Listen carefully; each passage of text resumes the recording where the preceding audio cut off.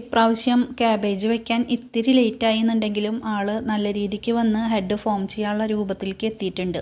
അപ്പോൾ നമ്മൾ അതിനെന്തൊക്കെ വളങ്ങളാണ് ഇതുവരെ ചെയ്തതെന്നുള്ളതും ഇനി നമ്മൾ കൊടുക്കേണ്ട വളങ്ങളുമാണ് ഇന്നത്തെ വീഡിയോയിൽ കാര്യമായിട്ട് പറയണത്. അതുപോലെ തന്നെ നമ്മുടെ ഈ വെള്ളിരിയുടെ ഒരു കഥയും കൂടി നമ്മൾ ഇന്നത്തെ വീഡിയോയിൽ ഷെയർ ചെയ്യാം. വെള്ളിരി വർഗ്ഗ വിളകൾ ചെയ്യുമ്പോൾ നമ്മൾ മണ്ണ് എപ്പോഴും കുമ്മായം ഇട്ടിട്ട് ട്രീറ്റ് ചെയ്ത് അതിലത്തെ എന്താ പറയുക ഫംഗസോ അതൊക്കെ ഉണ്ടെങ്കിൽ അത് നല്ല രീതിക്ക് പോയി എന്നുള്ളത് ഉറപ്പ് വരുത്തിയതിന് ശേഷം വേണം നമ്മൾ ചെയ്യാനായിട്ട്. ഇപ്രാവശ്യം നമ്മൾ വെച്ചപ്പോൾ കരിയില കമ്പോസ്റ്റാണ് ഉപയോഗിച്ചിരുന്നത്. അതിൽ കുമ്മായവും ഡോളോമൈറ്റൊക്കെ വളരെ കുറവായിരുന്നു നമ്മൾ ചേർത്തിട്ടുണ്ടായിരുന്നത്. അപ്പോൾ അത് കാരണം കൊണ്ട് തന്നെ ഇവർക്ക് ചീച്ചൽ രോഗം രണ്ടെണ്ണത്തിന് വളരെ കാര്യമായിട്ട് തന്നെ അത് എഫക്റ്റ് ചെയ്തു. മാത്രമല്ല ഇപ്രാവശ്യത്തെ വെള്ളിരിമ സാധാരണ നമുക്ക് ഫീമെയിൽ ഫ്ലവേഴ്സ് ഉണ്ടാവാനാണ് ബുദ്ധിമുട്ട്. അതായത് പെൺപൂക്കൾ ഉണ്ടായാലാണ് അവരാണ് നമുക്ക് കായായിട്ട് വരേണ്ടത്.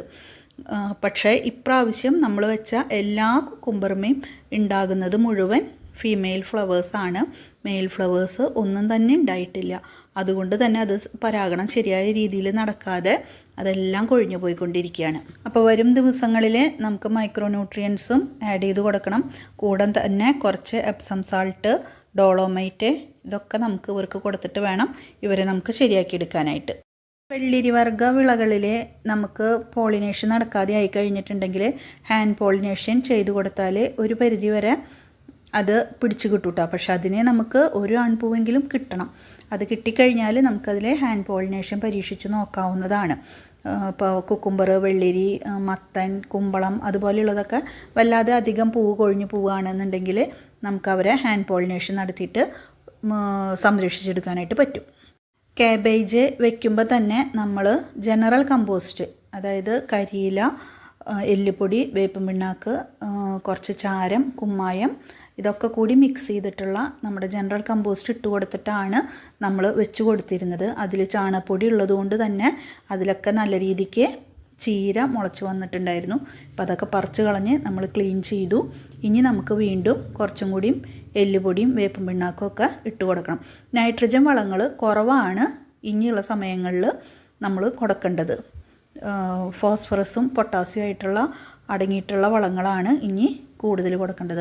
വളർച്ചാ കാലഘട്ടത്തിലാണ് നൈട്രജൻ അടങ്ങിയിട്ടുള്ള, അതായത് കാലിവളങ്ങൾ അടങ്ങിയിട്ടുള്ളത് കൊടുക്കേണ്ടത്. നമുക്ക് മുട്ടും പൂവൊക്കെ ആവാനായിട്ടും കായകൾ വലിപ്പം വയ്ക്കാനായിട്ട് നൈട്രജൻ കുറച്ചാലാണ് സാധിക്കുക.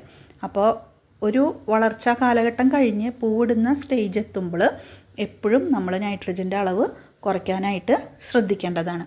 കമ്പോസ്റ്റ് ഉപയോഗിച്ച് കൃഷി ചെയ്യുമ്പോൾ എപ്പോഴും പോട്ടി മിക്സിൽ നനവ് നോക്കിയിട്ട് വേണം വെള്ളം കൊടുക്കാനായിട്ട്.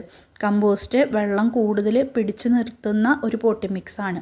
അപ്പോൾ അതുകൊണ്ട് ഈർപ്പം കൂടിക്കഴിഞ്ഞാൽ ചീച്ചൽ രോഗം വളരെ പെട്ടെന്ന് സ്പ്രെഡ് ആവാനുള്ള സാധ്യതയുണ്ട്. അപ്പോൾ അത് പ്രത്യേകം ശ്രദ്ധിക്കേണ്ടതാണ് കേട്ടോ.